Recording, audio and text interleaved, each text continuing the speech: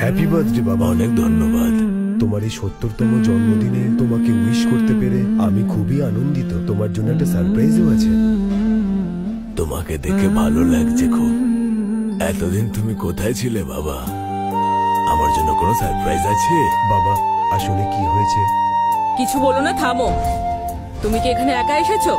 হ্যাঁ মা, ছেলেরা কাজে ব্যস্ত আছে, আর কিছুক্ষণ বাদেই ওরা চলে আসবে। তোমার ছেলেদের তো ঠিকঠাক একটা কাজও নেই, তাহলে ওরা কিভাবে ব্যস্ত আছে? এখানে দাঁড়াবে না, দাঁড়িয়ে দাঁড়িয়ে আর আমার সম্মান নষ্ট করো না। মেঘনা তোমার বাবার জন্য দামি ওয়াইন উপহার হিসেবে এনেছে, আর প্রিয়াও তো কত দামি ওয়াইন এনে দিয়েছে, আর তুমি এই ছেঁড়া কাপড়ের ব্যাগটা এনেছো। এতে আর এমন কি থাকবে? পার্টি শেষ হলে যাওয়ার সময় এই সস্তার ব্যাগটা তোমার সঙ্গেই নিয়ে যাও। থামো না, আমাদের ছেলে কত বছর পর এলো, ওকে এইভাবে এরকম কথা শোনানো বন্ধ করো। রাঘব বাবা, চল ভেতরে চল।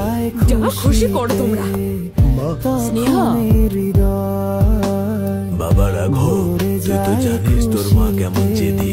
সে যা বলছে তাতে কিছু মনে করিস না, ও যাই বলবে চুপচাপ শুনে নিস, বুঝেছিস?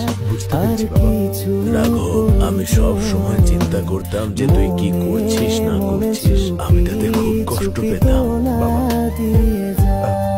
এই সব কিছুর একটা কারণ তো আছে। ঠিক আছে, বুঝেছি। চলো পার্টির জন্য তৈরি হয়ে নাও, সবাই ভেতরে অপেক্ষা করছে। চলো তুমি গিয়ে দেখা করো ওদের সাথে, আমি আসছি। দাও এটা দাও, তুমি ভেতরে যাও, আমি আসছি। কতদিন পর দেখা হলো। প্রিয়া, মেঘনা, তোমাদের কতদিন বাদে দেখলাম। ওরে বাবা, তুমি এতদিন কোথায় ছিলে? হঠাৎ করে এখানে কি মনে করে?